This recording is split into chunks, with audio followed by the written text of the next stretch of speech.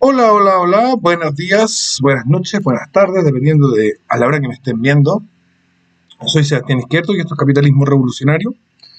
Y este video trata sobre el debate que nunca fue. Porque como ustedes bien saben, tenía un debate programado, se había puesto de acuerdo con la persona, etcétera, por Instagram, bla, bla, bla, pantallazo de la conversación.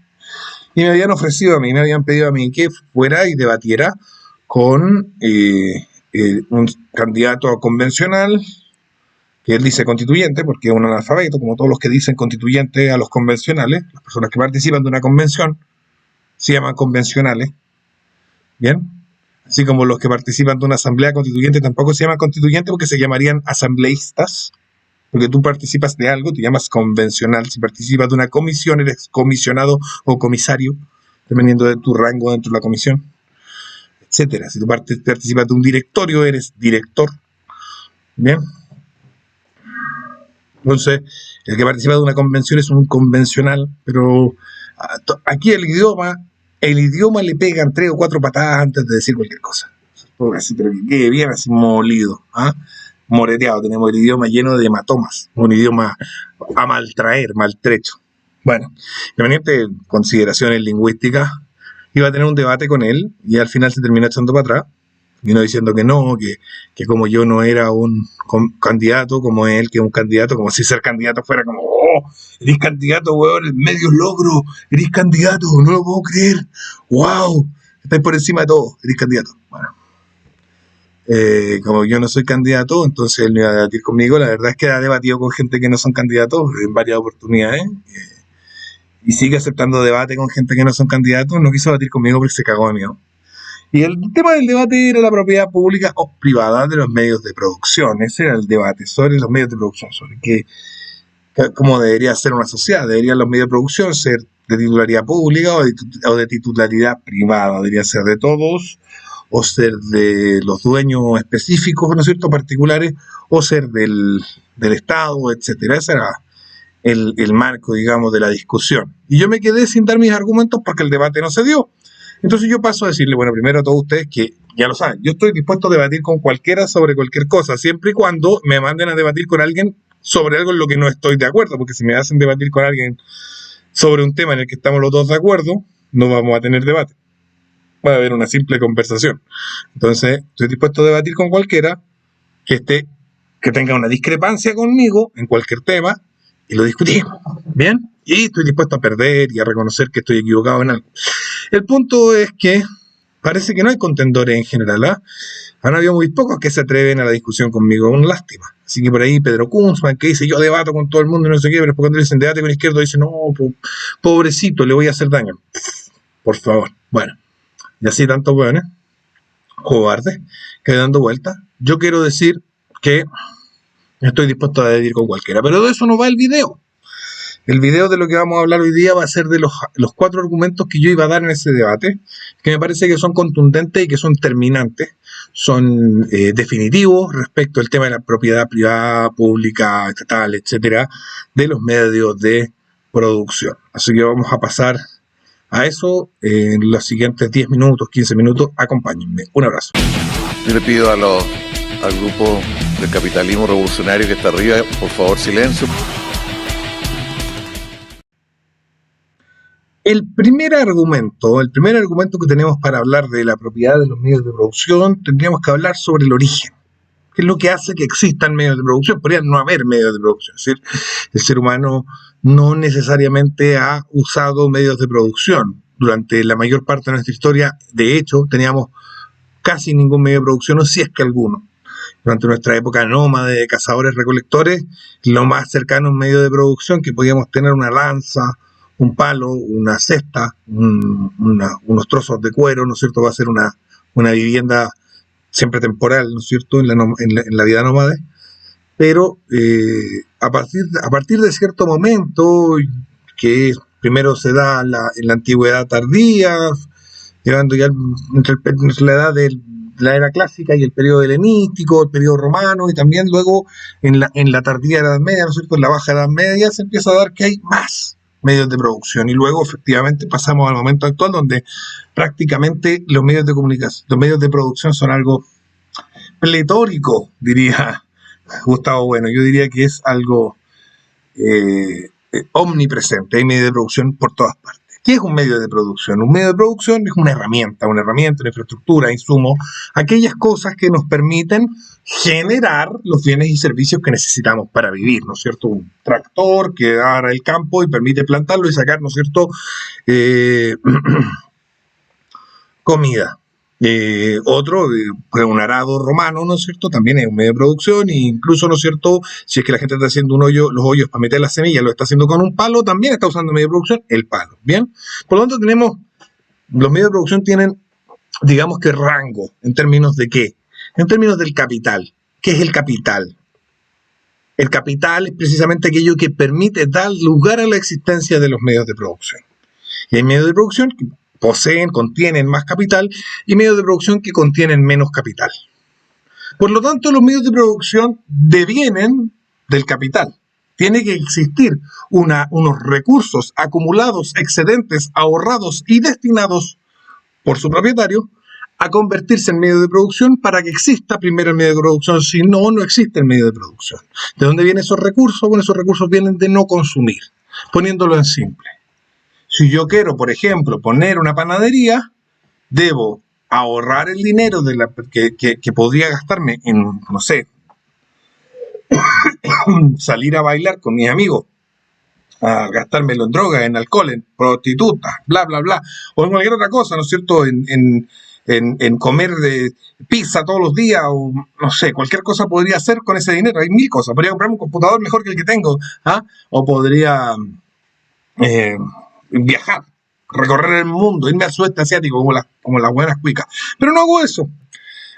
Junto la plata, la guardo, la acumulo y pongo mi panadería. Compro las maquinarias para que exista la panadería, unas máquinas, etc. Y uno podría decir, bueno, pero también podrías ir al banco a pedir un préstamo. Sí, por supuesto, pero para que el banco tenga plata para prestarme, otro tiene que haber ahorrado. Es decir, otro tiene que haber dicho, no voy a gastar esta plata en carretear, viajar, ir al sudeste asiático, lo que sea, sino que la voy a meter al banco.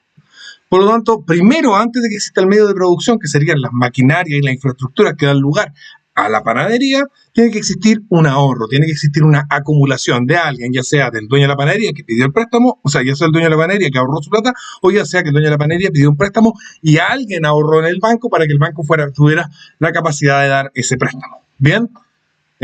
Complejidades del sistema bancario donde hoy en día dan los préstamos sin que existan ahorros, ese ya es otro tema a tocar. ¿Bien?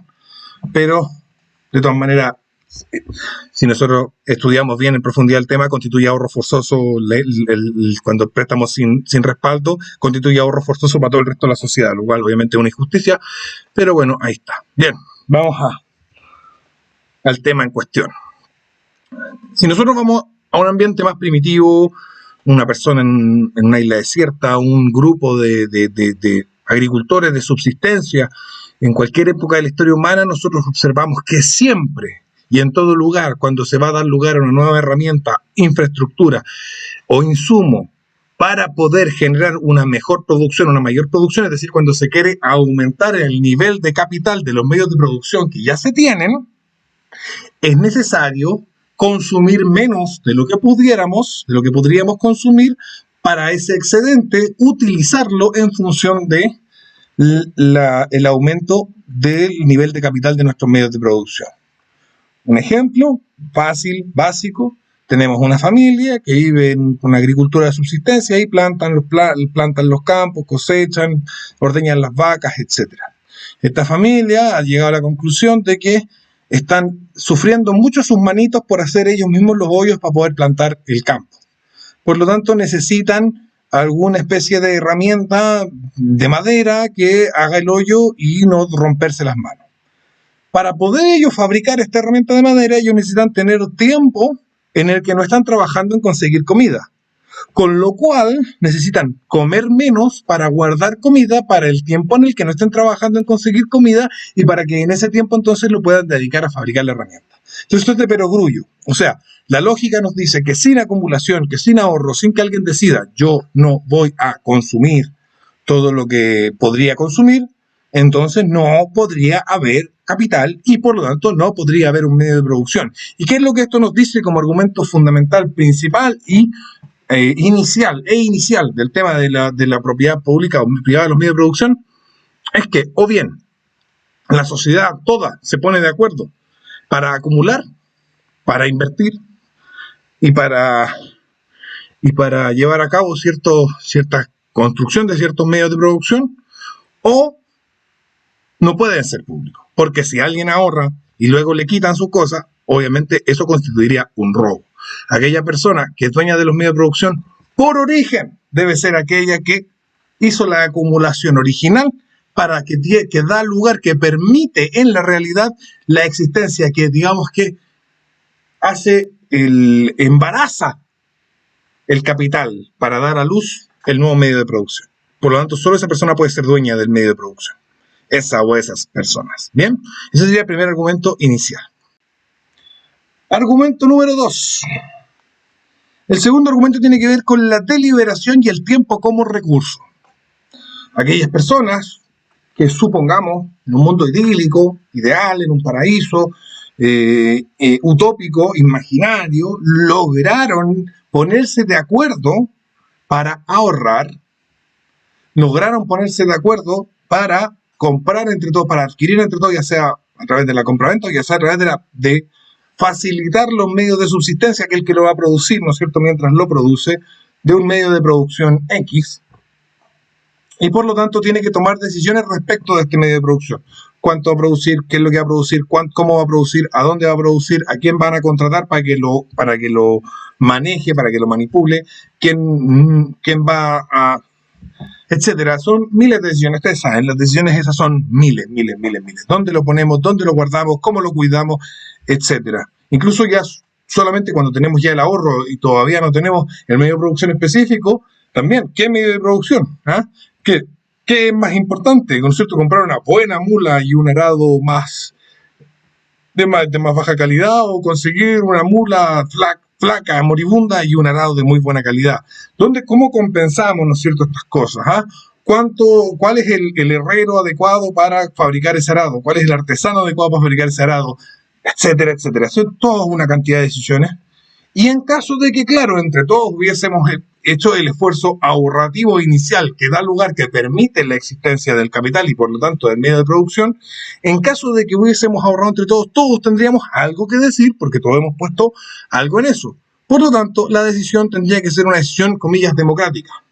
Pero al observar nosotros la multiplicidad infinita de decisiones que se necesitan tomar respecto de un medio de producción específico y respecto de un capital específico para convertirlo en medio de producción, etcétera, entonces podemos observar que el hecho del capital público hace totalmente impráctico y básicamente imposible que se realice la toma de decisiones respecto a ese bien, y por lo tanto ese medio de producción, siendo público, sería imposible de deliberar al respecto. Sería imposible que se tomaran decisiones al respecto, serían de bien público. Podría, ¿no es cierto?, establecerse un sistema más dictatorial, donde, claro, decimos que es de todos, pero solamente una persona toma las decisiones. Ahora, claro, todos podríamos darnos cuenta de lo tiránico y absurdo que es esa disyuntiva. Por lo tanto, la única opción que nos queda es, claro, el bien de producción, el medio de producción debe ser privado.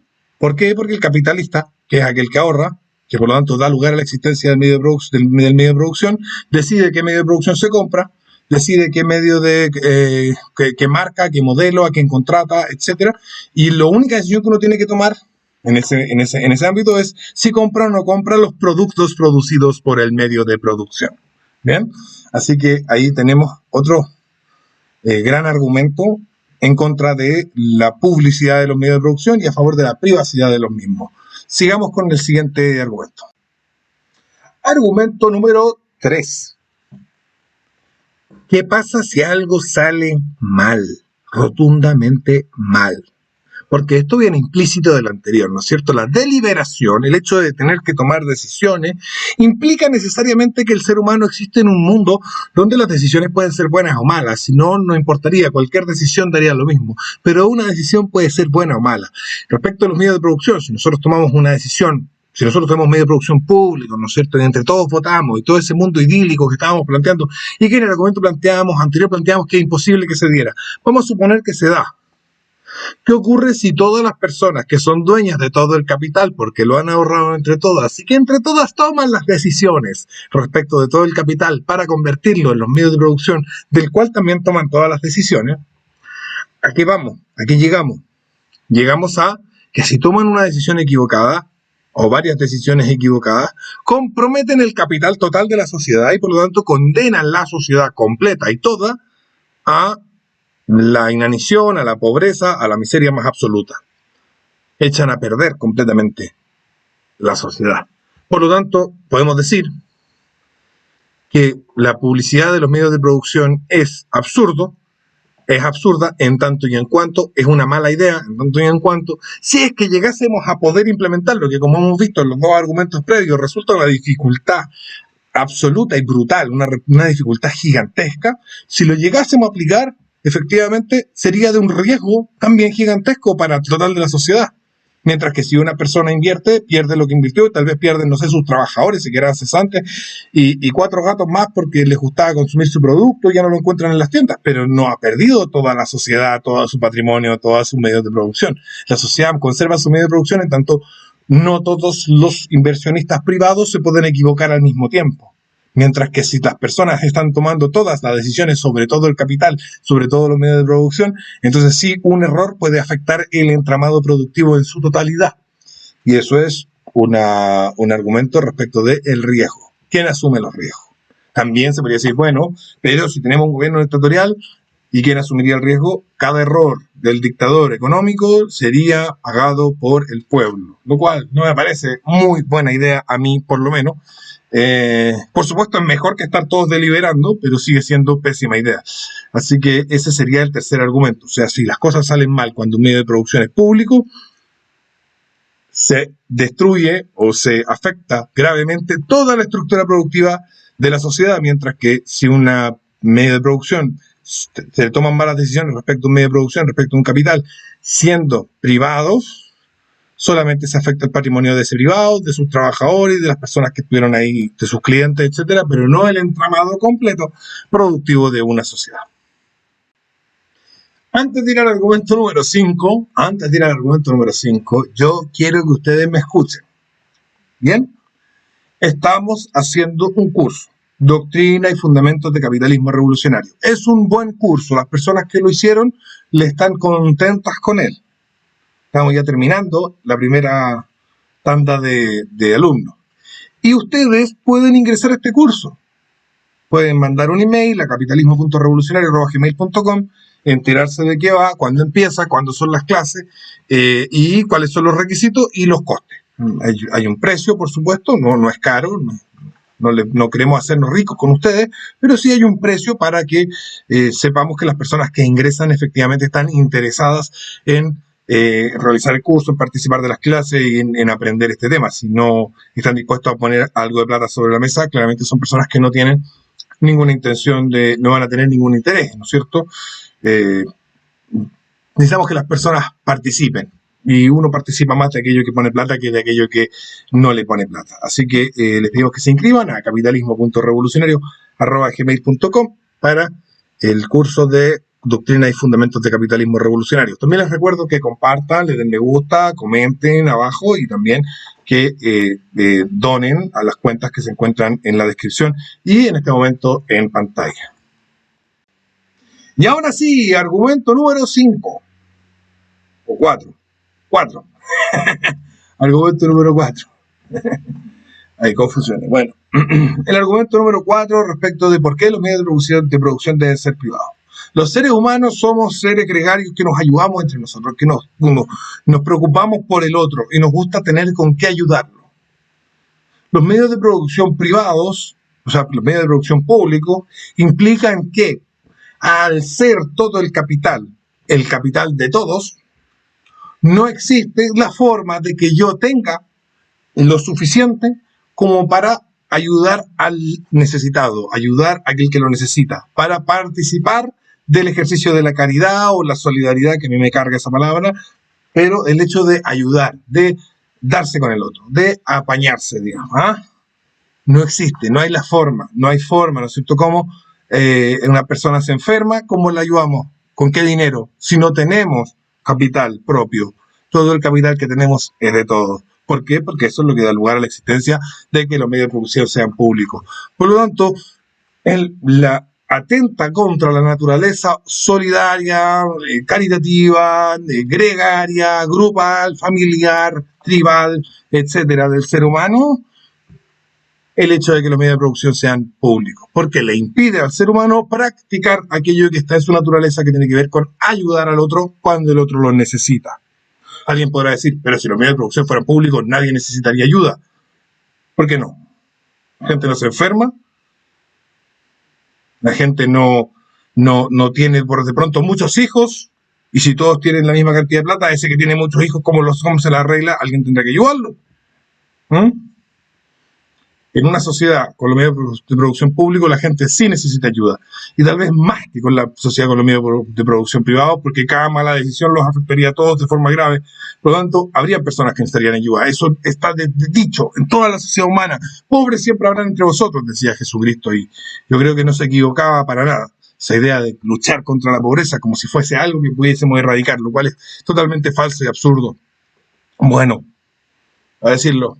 Siempre habrá gente que necesita ayuda, y cuando tenemos medios de producción que son públicos, es imposible dar ayuda. La razón por la que una persona puede ir y donar unos millones de pesos a la Teletón o a una obra de beneficencia, al Hogar de Cristo, etcétera, es precisamente porque es dueño de capital. Y precisamente porque el capital es privado. Y eso sería el argumento final de los medios de producción y porque estos deben ser privados y jamás por ningún motivo deben ser públicos, porque primero es imposible, es una tontera, las decisiones serían infinitas tomados en grupo democráticamente, sería tiránico que alguien la tome por todo, a su vez, ¿no es cierto?, siguiendo con el análisis, si alguien cometiera un error, o sea, si se cometieran errores siendo públicos, serían catastróficos para la economía, mientras que si toman errores siendo privados son catástrofes privadas. Y por último, si son públicos, la caridad queda totalmente eliminada de la sociedad. Y con eso termino, ¿no es cierto? Estos eran mis 4 argumentos fundamentales. No los pude dar porque no hubo debate. Vuelvo a decirle a todos ustedes que yo sí quiero debatir con cualquiera y que vengan nomás. Vengan de a uno y le ponemos bueno. Porque yo creo que esa es la forma también de ir despejando la verdad. Despejamos la verdad. El último debate con Lucas Blaset, despejamos la verdad. El individuo es una ficción. Es una ficción, es un invento de los liberales. Eso es una verdad que despejamos a través de un debate. Y cada debate nos sirve para despejar verdades. Despejemos verdades, tengamos más debates. Están todos invitados a debatir conmigo, los que quieran, cuando quieran, el día que quieran. Un abrazo y nos estamos viendo en el canal. Besito para todos. No se olviden de compartir, suscribirse y donar. Chau, chau.